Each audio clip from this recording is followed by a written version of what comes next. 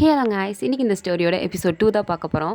போன part forced marriage, college fighting, emotional wedding அதோட இந்த பாட்டை கம்ப்ளீட் பண்ணியிருந்தேன். ஃபைனலி 2 சண்டை கோழிகளுக்கும் கல்யாணம் ஆகியிருந்திருக்கும். Let's continue to the part 2. So இந்த படம் ஸ்டார்டிங் சீன்லேயே நிலாவுக்கு பயங்கரமாக தூக்கம் வருது அப்படின்னு அவள் பாட்டுக்கு பெட்டில் படுத்து தூங்கிட்டா. அப்போது விக்ரம் நிலாவே பார்த்துட்டு அப்படின்னு அவனும் படிக்கிறான். பட் கொஞ்ச நேரத்துலேயே நிலா அங்கேருந்து உருண்டு வந்து அப்படியே விக்ரமோட ஷோல்டரில் சாஞ்சி படுத்துக்கிட்டா. விக்ரமுக்கு ஒரு செகண்ட் ஹார்ட் பீட்லாம் அப்படியே டப்பு டப்புன்னு துடிக்குது. அப்படியே திரும்பி பார்க்குறான். நிலா அவனோட ஷோல்டரில் அப்படியே சாஞ்சு குழந்த மாதிரி தூங்கிட்டு இருக்கா. இவன் முழிச்சிருக்கும் போதே என் கணக்கு ராட்சசி மாதிரி தெரியுறா, இப்போ கொஞ்சம் அழகாக தான் இருக்கா அப்படின்னு சைலண்ட்டாக சிரிக்கிறான். அப்படியே தூங்கிடுறாங்க. ஸோ நெக்ஸ்ட் டே மார்னிங் அப்படியே சன்லைட் ரூம்குள்ளே வருது. ஃபர்ஸ்ட்டு நிலா தான் அப்படியே ஐஸை ஓப்பன் பண்ணுறா. அவளால் சுத்தமாக எந்திக்க முடியல. பட் ஓப்பன் பண்ணதும் பயங்கரமான ஷாக். ஐயோ, நான் நைட்டு ஃபுல்லாக இவனோட ஷோல்டரில் தான் படுத்துருந்தானா அப்படின்னு டப்புன்னு எந்திக்கிறா. அவள் எந்திரிச்ச வேகத்துக்கு விக்ரமும் கண்டு முடிச்சிட்டான். விக்ரம், நீ நைட்டு எழுப்ப வேண்டியதானே, இல்லை தள்ளி விட வேண்டியதானே? உன் ஷோல்டரில் நான் படுத்திருந்தேன்.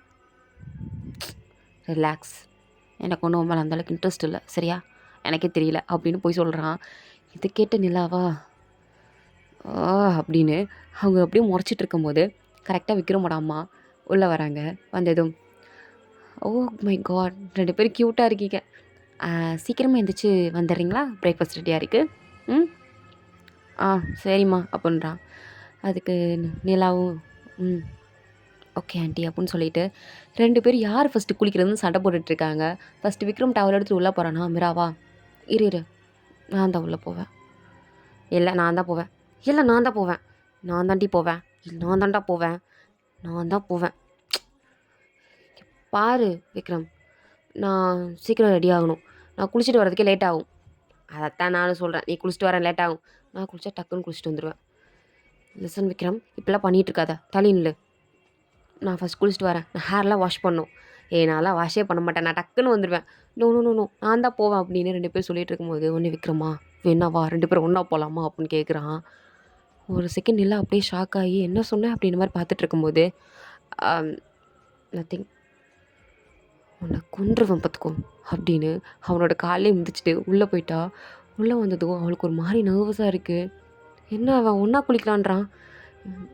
பொறுக்கி, இது சரியான பொறுக்கி பையன். இவன் எவ்வளோ பெரிய உமனைசர், அதனால் இப்படி பேச தான் செய்வான். ஓ எனக்கு அருவருப்பாக இருக்கே அப்படின்னு அவள் ஷவரை ஓப்பன் பண்ணுறா. பட் அவளுக்கு அதே தாட்டாக வந்துட்டுருக்கு. இங்கே வெளியே விற்கிறம்மா அசமாக போச்சு. நான் ஏன் அவட்ட போய் அப்படி கேட்டேன்?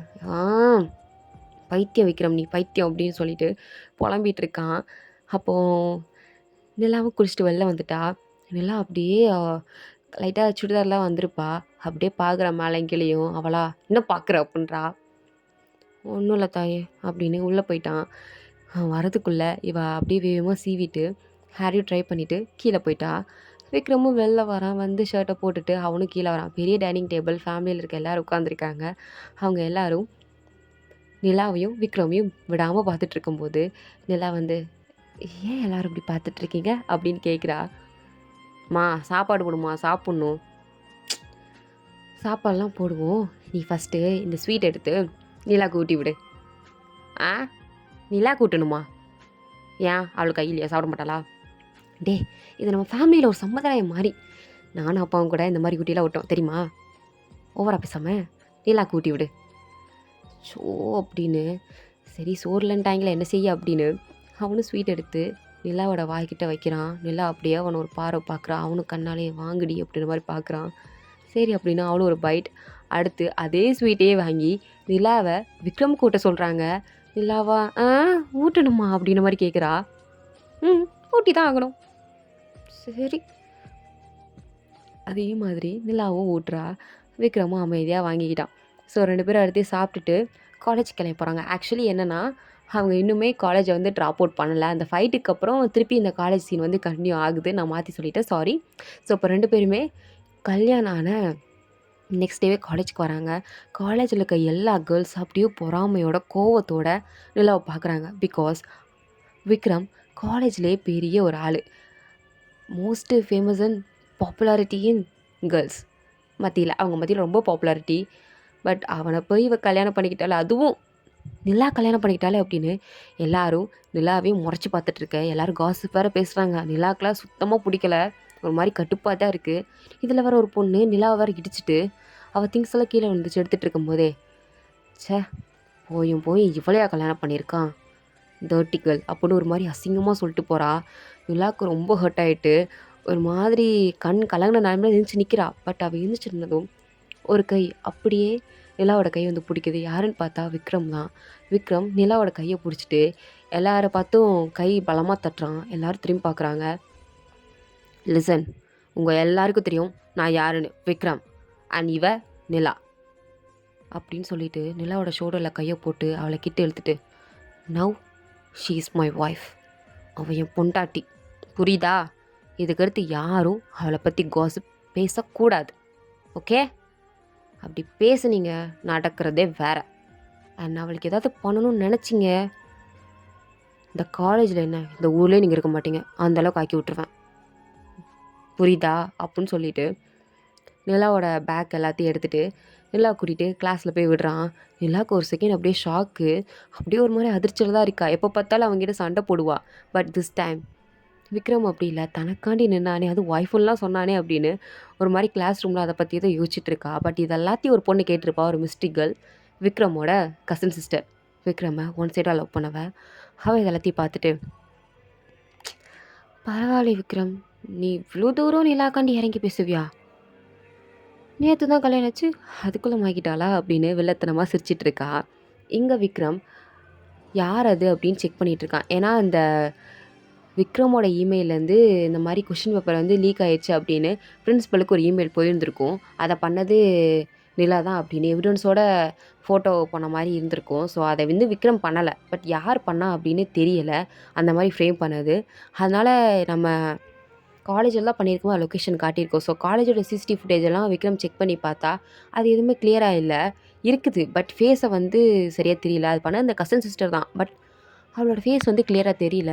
விக்ரம் வந்து இதை கிளியர் பண்ண ட்ரை பண்ணிகிட்ருக்கான். பட் இங்கே நிலா காலேஜ்லாம் முடிஞ்சிருச்சு. முடிஞ்சதுக்கப்புறம் சரி வீட்டுக்கு போகணும் அப்படின்னு வெளியே வந்தால் மழை ஜோராக பெய்யுது. நிலா மட்டும்தான் தனியாக நின்றுட்டுருக்கா. எப்படி நான் வீட்டுக்கு போகிறது அப்படின்னு நின்றுட்டுருக்கும்போது ஒரு பைக் வந்து நிற்கிது. அந்த பைக்கை பார்த்துட்டு அப்படியே பார்த்தா விக்ரம் தான். விக்ரம் அப்படியே கொடை எடுத்துகிட்டு நிலா கிட்ட வரான்.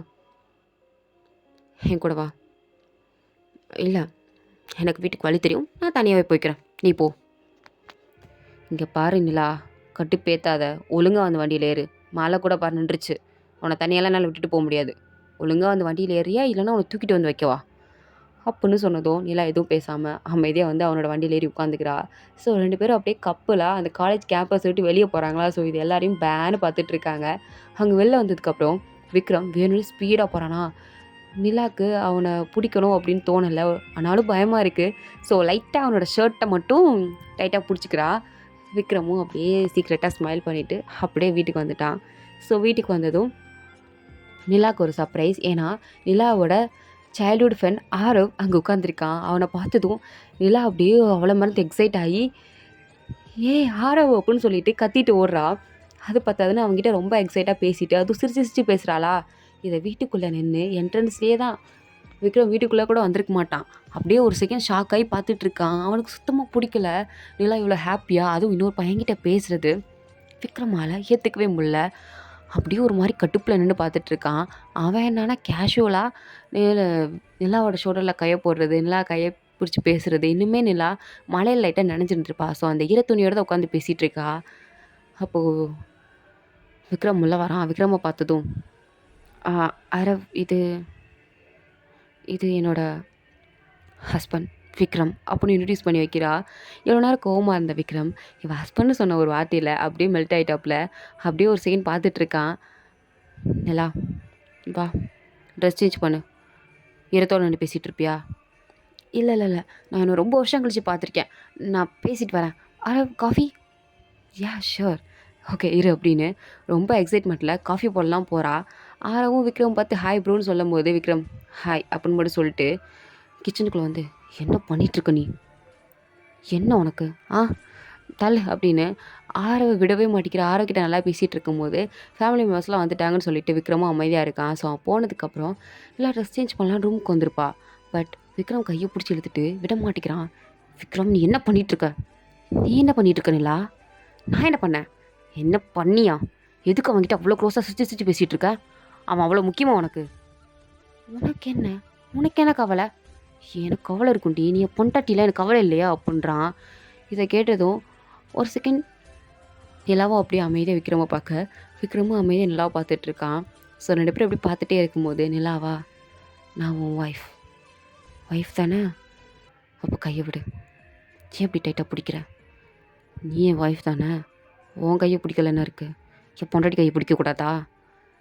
இதை கேட்க உனக்கே ஒரு மாதிரி வியர்டா இல்லை இதை சொல்கிறதுக்கு? நீ என்னை ஒய்ஃபை அக்செப்ட் பண்ணிக்கிட்டியா?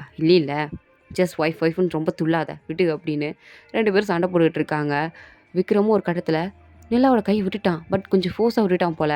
அவள் பெட்டில் போய் தொப்புன்னு விழுந்துட்டான். நல்ல வேளை அங்கே பெட்டு இருந்தது. ஸோ அதனால் அடிப்படலை. இருந்தேன்னா கண்டிப்பாக அடிபட்டு இருந்திருக்கும். உடனே நிலாவும் நீ ரொம்ப மோசம் விக்ரம், நீ ஒரு மாதிரி அரக்கண்டான டைப், உங்ககிட்ட யாராலும் இருக்க முடியாது அப்படின்னு கத்திட்டு ரெஸ்ட் ரூமுக்கு போயிட்டா. விக்ரமுக்கு ஒரு மாதிரி சோகமாயிடுச்சு. ஸோ இதோட இந்த பாட்டு வந்து கம்ப்ளீட் ஆகுது.